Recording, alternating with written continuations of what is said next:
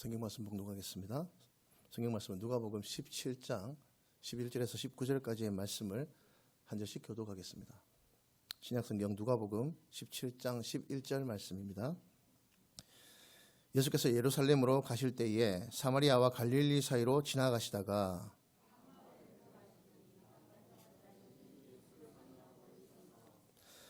소리를 높여 이르되 예수 선생님이여 우리를 불쌍히 여기소서 하거늘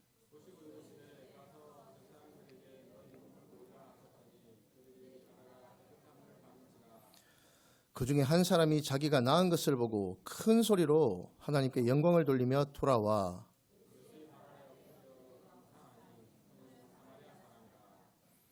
예수께서 대답하여 이르시되 10사람이 다 깨끗함을 받지 아니하였느냐 그 9은 어디 있느냐. 같이 보겠습니다. 그에게 이르시되 일어나 가라 네 믿음이 너를 구원하였느니라 하시더라. 같이 기도하시겠습니다.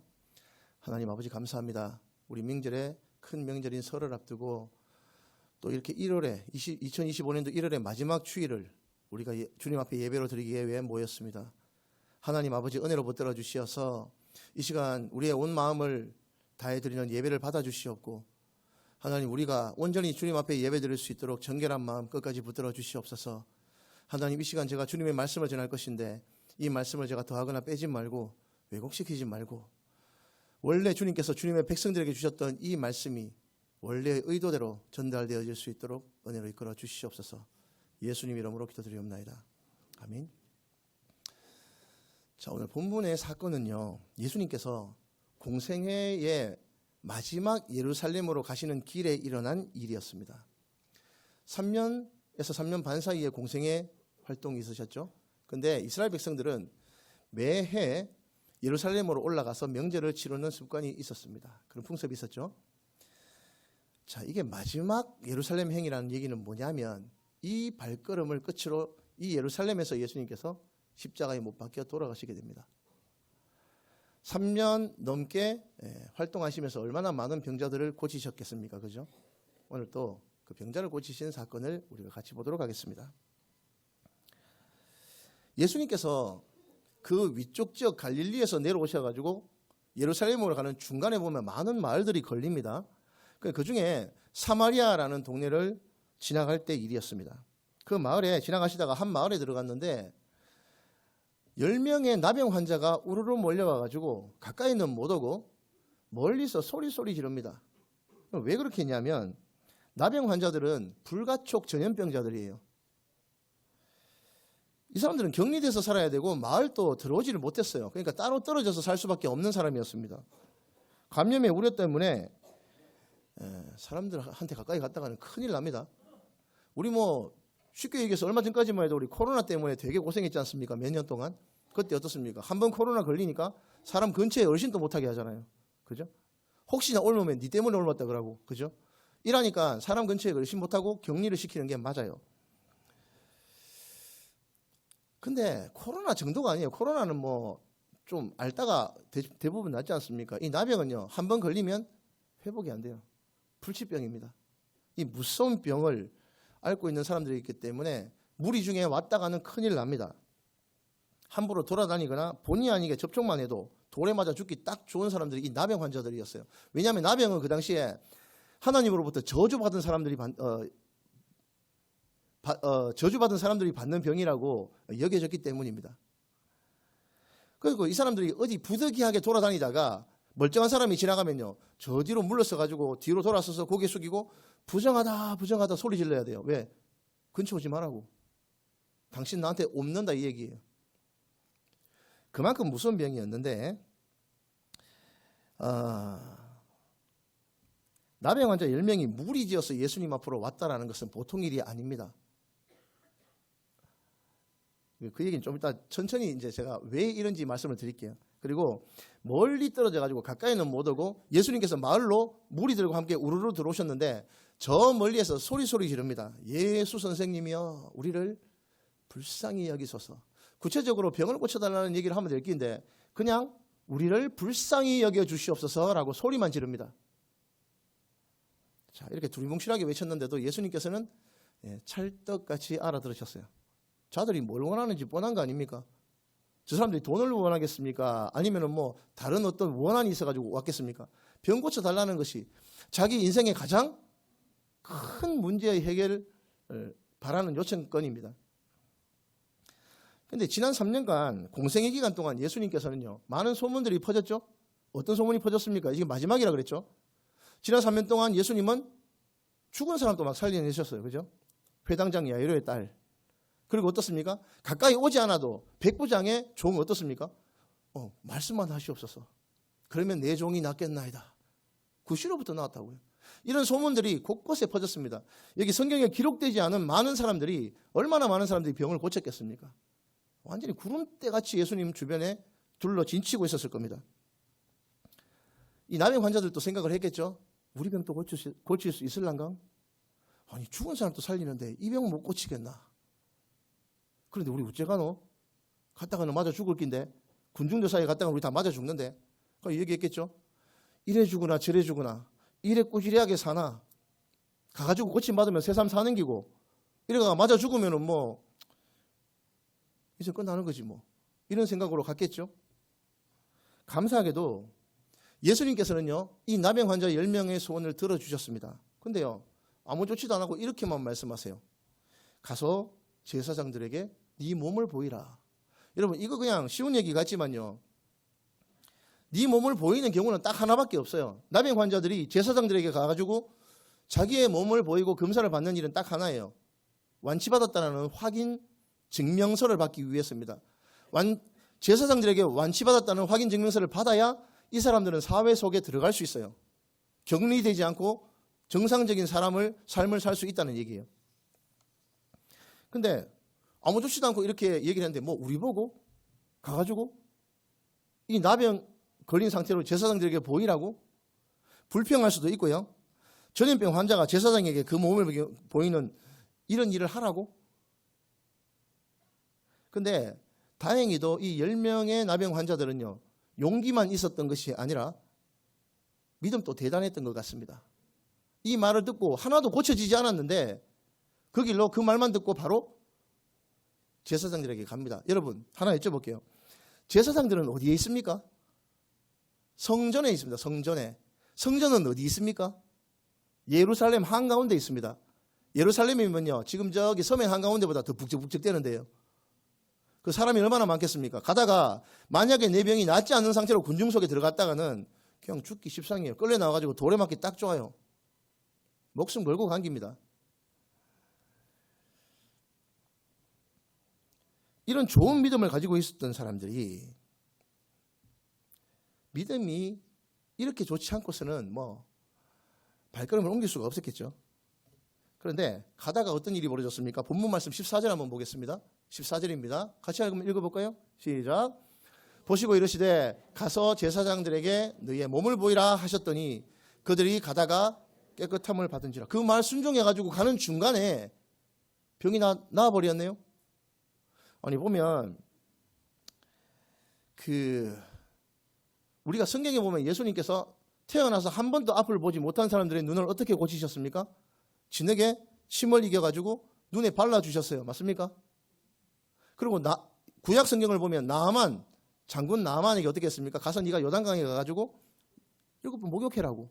이런 조치가 있어야 돼요. 무슨 뭐 병원에 갔는데 주사 한 방 안 놔주고 약 한 번 안 주고 네 병이 나았느니라, 그런 거예요.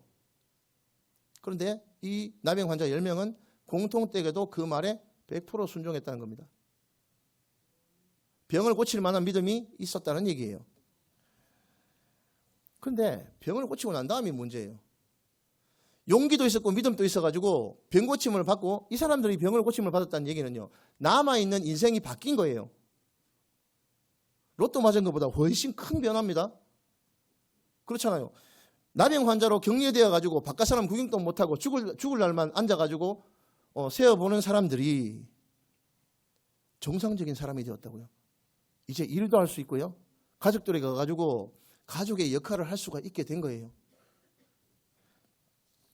그런데 이 병을 고치고 난 다음에 두 부류로 나누어집니다. 한번 볼까요? 15절 16절 말씀 한번 보겠습니다. 같이 볼게요. 시작. 그 중에 한 사람이 자기가 나은 것을 보고 큰 소리로 하나님께 영광을 돌리며 돌아와 예수의 발 아래에 엎드려 감사하니 그는 사마리아 사람이었더라. 자, 이렇게 10명의 환자가 자기의 믿음, 자기의 용기로 예수님의 은혜로 병고침을 받았습니다. 너무도 기뻤습니다. 근데 그들 중 9명은 너무 기쁜 나머지 펄펄 떼죠. 10명 다 마찬가지 아니었겠습니까? 인생이 바뀌었는데. 그 중에 9명은요, 예수님 시키는 대로 말 잘 듣고 곧장 그 길로 제사장들에게 쪼르르 달려갔습니다. 근데 한 명은요, 지질이 말 안 듣고 예수님이고 제사장들에게 보이라 했는데 말 안 듣고 돌아온 한 사람이 있었죠. 돌아와서 뭐 했습니까? 감사합니다 했어요. 감사합니다. 누가 고쳐주셨기 때문에? 예수님이 고쳐주셨잖아요.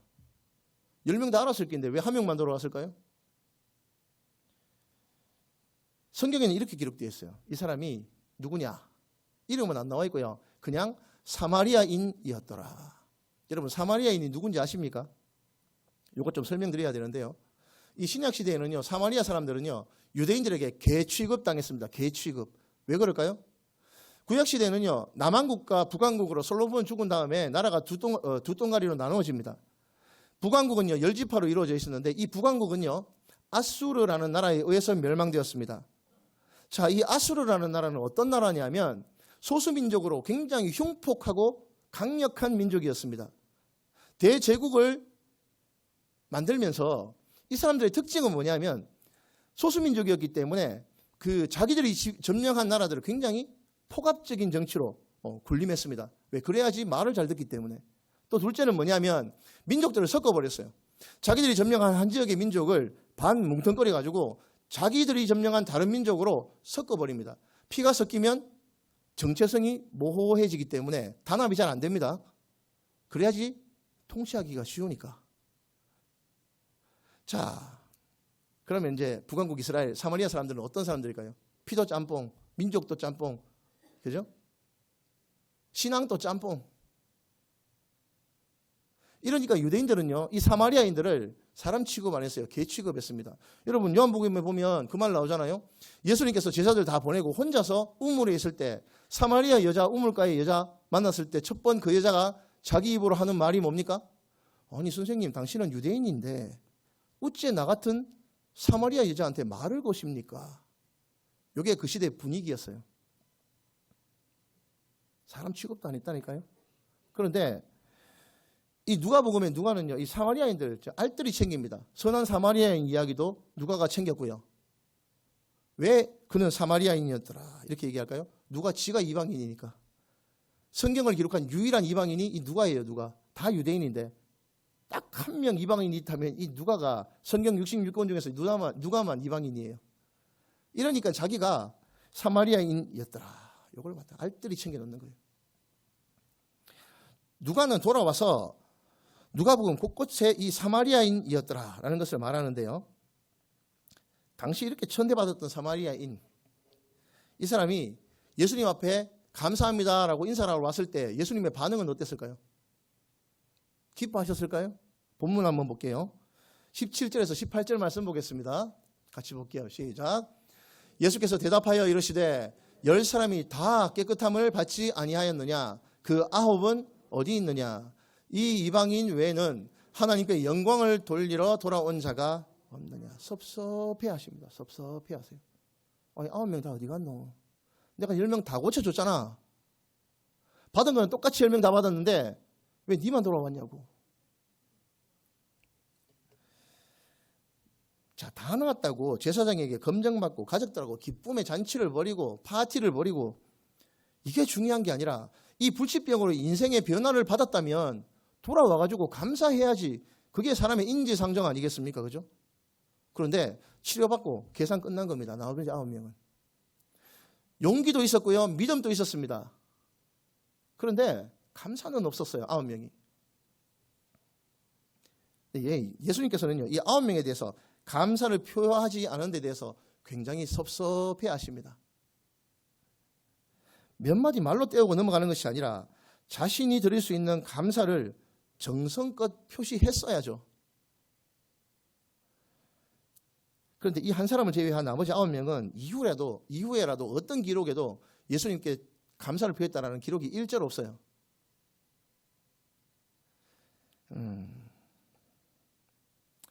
감사는 눈에 보이는 사람만 할 수 있는가 봐요. 이런 큰 일을 듣고, 우리도 마찬가지예요. 교회에서 무슨 일 있을 때 기도원 가보면요, 주야 주야 외치는 사람들 쎄 빌었습니다. 기도원 가면요. 왜? 그런 문제 가지고 있는 사람만 다 그런 데 가니까. 그런 데 가지고 나쁜 데 얘기 안 하는 거 아닙니다. 기도원 갈 수 있으면 저도 갑니다. 근데 갈 때는 어때요? 목 놓아 부릅니다. 나무 뿌리 흔들고 막 뽑힐 때까지 흔들면서 기도합니다. 주야 주야 하면서. 근데 해결받으면요, 어때요? 계산 끝난 겁니다. 입 싹 닦아버려요. 고맙다고 돌아와가지고 주여 감사합니다라고 외치는 사람 제가 구경해 본 적이 없어요.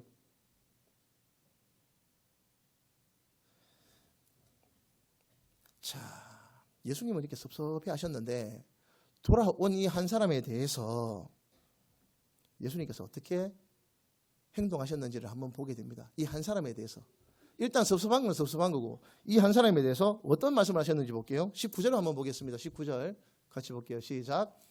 그에게 이르시되 일어나 가거라. 네 믿음이 너를 구원하였느니라 하시더라. 뭐로부터 구원했을까요? 병으로부터? 병으로부터는 10명 다 구원받았잖아요. 그런데 이 한 명에게 특별히 네 믿음이 너를 구원하였느니라 할 때 이 구원은 뭘까요 도대체?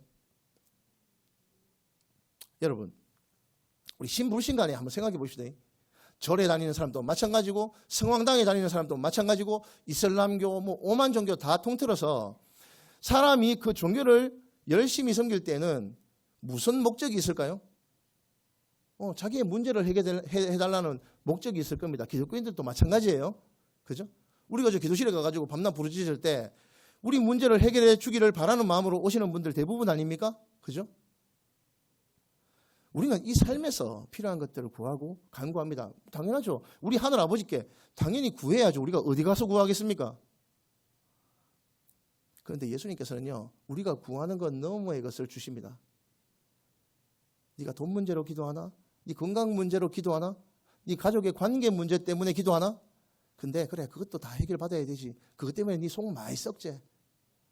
그런데 네가 진짜 필요한 거는 영생이야, 영생. 이 삶 너머에 영원히 살게 될 건데 이 영생을 어떻게 살 거냐? 하나님 앞에서 영원한 복을 누리면서 살 거냐? 아니면 음부와 지옥에서 고통받으면서 영생을 살 거냐에 대한 문제가 니한테는 더 큰 문제야. 여러분, 영생의 복은요, 바로 하나님과 바른 관계를 가지고 있는 사람만이 누릴 수 있는 특권입니다. 한 번 더 할까요? 영생은요, 하나님과의 관계가 바른 사람만이 받을 수 있는 특권입니다. 자, 그러면 하나님과 바른 관계를 맺은 사람의 입에서 나올 수 있는 첫 번 대답은 뭘까요? 그게 바로 감사합니다예요. 감사합니다. 딴 말 아닙니다. 믿습니다도 아니고요. 감사합니다가 하나님과의 바른 관계에 있는 사람이 입에서 터져 나오는 첫 번째 가장 중요한 대답입니다. 그 은혜를 안다는 얘기니까요. 감사합니다가 짧은 이야기도 될 수 있어요. 커피 한 잔 타준 거 가지고도 감사합니다, 땡큐 할 수 있어요. 근데 한 5년 전 2019년 3월에 제 어머니가 돌아가셨거든요. 장례식장에 보면은 그 사람들은 뭐 믿는 사람들이 아니니까 관뚜껑 닫히기 전에 가족들 불러 모아놓고 얘기를 합니다. 한마디씩 하라고. 아직 돌아가셨지만 귀는 안 닫겠다 이러는데 그 진짜인지는 모르겠어요. 가서 한번 물어봐야 될 것 같아요. 다 가족들이 뿔뿔이 흩어지고 저 혼자 남아가지고 엄마 이렇게 시신을 보고 있는데 다른 말 하나도 생각 안 나고 딱 한마디 했습니다. 엄마 감사합니다. 네, 그 한마디밖에 못하겠더라고요. 그 한마디 속에 지난 세월 동안 나를 낳아주고 길러주신 그 모든 순간들, 그 인간 안 돼가지고 맨날 이리 치우치고 저리 치고 여기 사고치고 했던 거, 그거 사람 만들기라고 인내해 주셨던 그 모든 인내들, 아버지 일찍 쓰러지시고 아버지 역할까지 다 했던 엄마의 그 손톱 다 따를 정도로 뼈 빠지게 고생했는 거, 고생들. 세탁기도 없어가지고 그랬어요. 저 어렸을 때는 촌에서 살았기 때문에. 얼음 깨고 겨울에도 빨리 하시는 거 제가 보면서 자랐는데. 그리고 또 이런 것도 있어요. 제가 살아생전에 더 감사하지 못했고 더 효도하지 못했다라는 데에 대한 죄송함도 묻어 있었습니다. 제 감사는 그런 것이었어요. 제가 이때까지 한 감사 중에서 제일 깊은 감사였던 것 같아요. 감사는 그런 겁니다. 여러분, 우리가 하나님의 자녀로서 이 땅에 태어나가지고 살고 있다면요, 많은 어려움을 겪고 살고 많은 문제들을 안고 살아가고 있지만 그래도 우리가 코에 호흡이 붙어 있고 심장이 뛰고 지금도 나와가지고 예배를 드릴 수 있다는 것은 하나님의 은혜입니다. 여러분, 매 순간 여러분들을 챙겨주시고 돌봐주시는 은혜가 없다면 여러분들 어떻게 여기에 살아남아 있어요? 뭐 안 믿는 사람들도 잘만 먹고 살더라고요. 그 똑같더라고. 그게 이제 9명의 나병 환자하고 똑같은 생각이에요. 여러분들 9명 나병 환자가 되고 싶습니까? 1명 나병 환자 돌아와가지고 감사를 표한 사람이 받은 건 뭡니까? 네 믿음이 너를 구원하였느니라. 이게 중요한 거예요. 어차피 남은 인생 살다가 죽는 건 똑같다 아닙니까? 그 네 믿음이 너를 구원하였느니라, 이 대답이, 이 말이 우리에게 적용이 되어야죠. 그게 누구에게 간다고요? 감사하는 사람에게 간다고요. 감사하는 것만 존재합니다, 여러분. 감사하는 것만 있습니다. 이 세상에 혼자 살아남을 수 있는 사람은 없어요. 뭐 거북이처럼 알라놓고 가버리면, 뭐 어미가 가버리면 혼자 알 깨고 태어나가지고 혼자 죽을 똥살똥 살아가려고 하는 동물들도 많이 있지만 사람은요, 그렇지 않아요. 우리 엄마 아버지, 부모가 없으신 분들도 마찬가지로 누구의 도움이든지 그 도움을 받았기 때문에 한 사람의 사람으로, 성인으로 성장할 수 있는 거예요. 그 과정에 있는 모든 감사와 그 모든 은혜들은 안 중요합니까? 사람이 살아가면서 천지를 만드신 하나님께서 나를 사랑하고 나를 택해 주시고 영생을 준비하셨다는 그 사실이 감사하지 않습니까? 이게 사람의 마땅한 도리예요, 도리. 그러니까 감사는요, 표현을 해야 되는 거예요. 이번 주가 민족의 명절인 설입니다, 설. 그죠? 먼 길 운전해가지고 가시고, 저도 안동 가야 되는데, 또 가족들, 친지들을 찾아가지고 인사도 합니다. 자, 그럴 때 우리가 감사를 잊어버리지 않는 사람이 되기 위해서 너무나도 뻔하고 당연한 것 세 가지만 짚어보겠습니다. 예. 자, 첫 번째는요, 우리가 감사하는 사람이 되기 위한 첫 번째는요, 받은 은혜를, 그 받은 복을 세어볼 줄 알아야 됩니다. 내가 무슨 복을 받았는지도 모르고 어떻게 감사를 합니까? 찬송가도 있잖아요. 받은 복을 세어보아라. 그 신복을 내가 알리라. 받은 복을 알아야죠. 내가 무슨 은혜를 입었는지 알아야죠. 당연한 것 같지만 은혜는요, 은혜를 안다는 데서 감사는 시작합니다. 그게 출발점이에요. 그냥 무턱대고 덮어놓고 감사합니다, 감사합니다. 그게 감사가 아니라니까요. 상대방의 은혜를 나중에라도 알게 되었으면 뒤늦게라도 감사합니다. 은혜를 아는 것은 굉장히 중요합니다. 내가 어떤 은혜를 받아서 어떤 복을 누렸는지 가볍게 생각하고 챙겨보지 않으면요, 늘 불평 속에서만 살아갈 수밖에 없습니다. 사실 우리는요, 상대방이 나에 대해서 참아주고 배려해주는 것을 다 몰라요. 내가 상대방에 대해서 배려해주고 참아주는 것은 저 알뜰히 챙기면서 상대방이 나에 대해서 배려해주고 참아주는 것은요, 잘 몰라요. 19은 다 흘려버립니다. 내 인내, 내가 상대방에 대해서 배려해주고 인내해주고 또 베풀어주는 것들은 되게 크게 누리면서 상대방이 나에게 배려해주고 인내해주는 것은요, 때로는 작아 보이거나 아예 눈에 안 보일 때도 많아요. 자, 우리는 부모님의 사랑을 뒤늦게 깨닫습니다. 지가 겪어봐야 합니다. 지도 자식 나가지고 한번 길러봐야, 또 세상 살아가면서 인생의 연륜이 더해져 봐야 부모님의 은혜를 압니다. 또 내 주변에 있는 이웃들의 은혜를 압니다. 하나님의 사랑도 다를 바 없어요. 날마다 베풀어 주신 하나님의 은혜를 사계절 피는 꽃과 과일들, 그거 뭐 안 믿는 사람도 똑같이 다 누리는데, 여러분 다시 말씀드리지만 9명의 나병 환자가 되고 싶으십니까? 네 믿음이 너를 구원하였느니라 라는 그 영생의 복을 받아 누리셔야죠. 그게 우리하고 다른 점 아니겠습니까? 여러분, 은혜를 아는 것, 은혜를 알려고 하는 데서 감사는 비로소 새싹이 돋고 열매를 맺고 가지를 틔웁니다, 여러분. 자, 우리 학장교회 여러분들께서는요, 우리가 받은 은혜를 챙길 수 있는 지각을 다 가지고 또 충분히 감사를 할 수 있는 저와 여러분들 되시기를 바랍니다. 자, 두 번째는요.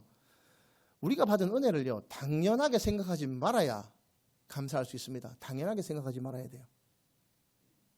유명한 영화 대사가 있죠. 호의가 계속되면 권리인 줄 안다.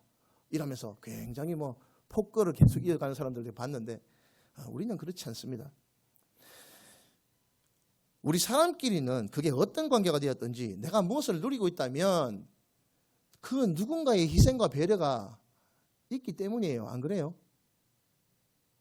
누군가의 수고가 있기 때문에 감사할 수 있는 거예요. 내가 뭔가를 누리고 있는 거란 말입니다. 부부 간에, 부자 간에, 자녀 간에, 그리고 이웃 간에, 형제 간에 상대방을 생각하는 배려하는 마음에서 사랑해서 자기의 것을 내어줍니다. 우리는.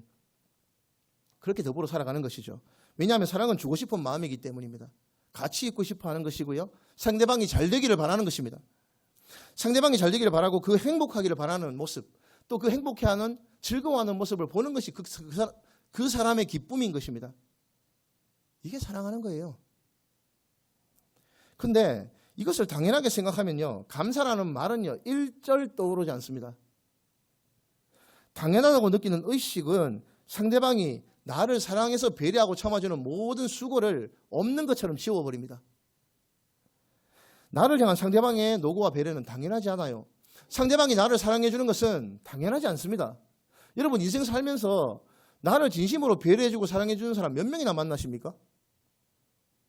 제가 인간관계가 너무 좁아서 그런지 모르겠는데 손에 꼽을 정도예요. 내가 진심으로 잘 되고 나를 진심으로 사랑해주는 사람 과연 몇이나 되는지. 그 사람들 소중한 거예요, 여러분.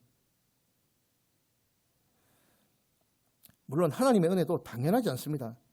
당연하다 생각하면 감사할 일이 없어요. 여러분, 부디 오늘 이 명절을 맞아서 한번 감사를 생각해 보십시다. 하나님께서 우리에게 명절과 절기를 주신 이유가 뭡니까? 구약 성경에는요, 무교절, 칠칠절, 그리고 또 수장절 이 세 가지 절기를 지키라고 하셨습니다. 구약에는 율법에 그거 왜 지키라고 했습니까? 첫 번째는 기억하라라는 거예요. 기억. 이 날을 기억해라. 이게 무슨 날인지 네가 기억해라는 얘기고요. 두 번째는 기억을 했다면 감사하라는 얘기입니다. 이 날이 무슨 날인지, 네가 어떤 은혜를 받았는지 감사하라는 얘기입니다. 자, 우리는 두 번 지키죠.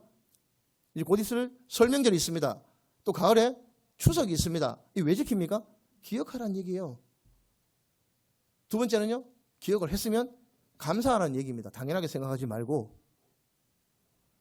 자, 이 명절을 앞두고 1년에 2025년도에 한 달을 벌써 다 보내기를 기다리고 있는 여러분들은요. 우리에게 주어진 우리 주변에 있는 모든 사람들과 하나님의 은혜를 당연하게 생각하지 말고 그 은혜를 제대로 알아 챙길 수 있는 저와 여러분들 되시기를 바랍니다. 자, 세 번째는요. 감사를 표현할 줄 알아야 돼요. 이 감사를 표현하는데 인색하면요. 그냥 스르륵 흘러가 버립니다. 우리는요. 6.25 사회에서 그냥 500년 가까이 크다 보니까 아이고 그거 뭐 꼭 말해야 되나? 그걸 꼭 말로 다 해야 알 수 있나? 이런 것들이 익숙해져 있어요. 그죠? 그 가볍거라 그거다 입으로 그 입방정을 떨어서 싼다 이러는데 여러분 입방정 떱시다. 그게 필요하다고요. 외국 사람들은요. 뭐 조금만 스쳐도 그냥 땡큐예요. 그냥 고맙습니다. 감사합니다. 그게 가벼운 얘기도 될 수 있겠지만 아까 앞서 말씀드렸던 우리 어머니 장례식장에서 했던 그 감사는요. 제 인생에서 가장 깊은 감사였던 것 같아요. 이런 감사가 씨가 뿌려지고 싹이 트고 가지가 줄기가 나고 잎사귀가 나고 꽃이 피고 열매를 맺는 것입니다. 가벼운 말뿐이라고 생각할 수도 있겠지만 이 말의 무게는요. 경중을 떠나서 상대방에게 전달된다는 것이 중요해요. 내 감사가 고맙습니다. 아이고 감사합니다. 이게 전달이 된다는 얘기예요. 이 돈 드는 것도 아닌데 이게 뭐 힘든 일입니까? 이게 뭐라고 아끼겠습니까? 상대방 버릇 없어질까 봐? 그런 걱정은 나중에 하시고요. 일단 내가 내 감사를 상대방에게 표현할 줄 아는 데서 우리의 사람의 근본이 시작하는 거예요. 감사는 표현할 때 더 풍성해집니다. 가까이 부부 사이에 특히나 우리 어르신들 우리 아내분에게 아이고 고맙다 감사하다 물 한 컵 떠도록 했는데 그냥 뭐 당연하다고 생각하지 마시고 고맙다고 한번 해보십시오. 진짜 어색할 거예요. 그죠? 안 해보신 분들은. 포기하지 말고 하십시오. 그러면요, 서비스가 달라집니다. 남은 인생이 달라집니다, 여러분. 10명의 나병 환자보다 남은 인생이 더 달라져요. 표현할 때, 전달될 때 싹이 트고 um이 돋는 겁니다. 형제에게, 자매에게 이제 뭐 설 때 많이 가셔가지고 가족들을 만나시게 되지만 그럴 때는요, 더욱더 그 관계, 그 모임을 풍성하게 만들기 위해서 더욱 감사하실 수 있기를 바랍니다. 해서 적극적으로 감사를 표현할 수 있는 저와 여러분들 되시기를 바랍니다. 자, 이 한 명 사마리아인에 대해서 한번 생각을 해볼게요. 우리가 주목해야 될 이 한 명 사마리아인은요, 예수님의 은혜로 고침받았다라는 사실에 대해서는 10명 다 똑같았지만 돌아와서 감사를 표했다라는 것이 나머지 9명과 달랐습니다. 그는 예수님의 말씀에 순종해서 목숨 걸고 군중 속 한가운데 성전으로 걸어 들어갔습니다. 목숨 걸고 간 거예요. 만약에 예수님 말이 뻥이었다면 이 사람은 그냥 죽은 목숨이에요. 그거 어디라고 들어갑니까? 나병 환자가. 제사장들이 있는 성전으로 가는 도중에 인생이 완전히 바뀌었습니다. 그는 이 은혜에 대한 감격을 두고 그냥 계속해서 그 걸음 그대로 갈 수가 없었어요. 나머지 9명은 다 가는데 너가 먼저 가라. 같이 갈 사람 없나? 그럼 너는 먼저 가라. 난 돌아갈게. 돌아가가지고 예수님 앞에 엎드려가지고 감사를 표했습니다. 어떻게 보면 감사도 아무것도 아닌 것 같아요. 이 감사 안 해도 그만인 것 같지 않습니까? 이 성경 본문 보면. 그런데 감사를 표한 사람에 대해서 하나님께서는 더 주시는 거예요. 감사는 그걸로 끝이 아니에요. 이 감사를 통해서 하나님은 더 부어주시고 싶어 하시는 겁니다. 우리에게. 야가 감사할 줄 아네. 내가 야에게 무엇을 준 줄 알아듣고 있네. 여러분들께서는요, 어떤 사람에게 호의를 베풀었을 때 감사 안 하고 당연하게 생각하는 사람에게 또 주고 싶습니까? 하나님도 마찬가지예요. 하나님은 우리의 영원한 아버지십니다. 우리가 자식을 기를 때 물밖에 내어놓은 알을 보듯이 노심초사하는 그 심정이 어디서 왔을까요? 그거 다 하나님으로부터 하죠. 뭐. 그 본체가 다 하나님이신데, 이 명절에 그 은혜와 사랑을 잘 생각해 보시길 바랍니다. 또 우리에게 베풀어 주신 부모님의 은혜, 이웃의 은혜, 형제간의 은혜, 부부간의 그 고마움을 잘 새겨서 알아들을 수 있기를 바랍니다. 일상생활 속에서 통용하는 언어가 고맙습니다, 감사합니다가 늘 일상생활 속에 있기를 바랍니다. 또 그렇게 감사를 다 표현할 수 없어도 마음으로 충분히 전달할 수 있기를 바랍니다. 행동으로. 말씀 정리하겠습니다. 오늘 본문에는 나병으로 삶 자체가 부정적이었던 10명의 환자들을 보았습니다. 그들의 용기 있는 발걸음은 그들의 병까지는 고칠 수 있었어요. 그들의 용기와 믿음이 자기들의 현재의 문제점은 고칠 수 있었습니다. 그러나 돌아와서 감사를 표하지 않았기 때문에 돌아와서 감사를 표한 한 사람만이 누릴 수 있었던 영생의 복락은 누릴 수 없었어요. 그 아무리 큰 기적을 보았다 하더라도 우리가 영생으로부터 벗어나 있다면 우리가 죽고 난 다음에 우리에게 무슨 소망이 있겠습니까? 그렇게 감사를 다 표현할 수 있어야 됩니다. 그의 감사는요, 이 한 사람의 나병 환자는요, 그의 감사가 그를 영생으로 인도했습니다. 그 작은 표현이 하나님을 기쁘시게 했던 거죠. 부디 오늘 이 자리에 모여있는 여러분들과 이 시간 온라인을 통해서 예배를 드리는 모든 우리 학장로교회 교우들께서는요, 오늘 말씀드렸던 것처럼 우리가 무엇을 받았는지 잘 세알해보고 또 그 받은 은혜를 당연하게 생각하지 말고 또 받은 은혜가 있다면 충분히 표현해서 앞으로 더 큰 복을 누리시는 저와 여러분들 되시기를 주님의 이름으로 축원합니다. 자, 말씀 생각하면서 찬양하시겠습니다. 은혜 같이 찬양하실게요.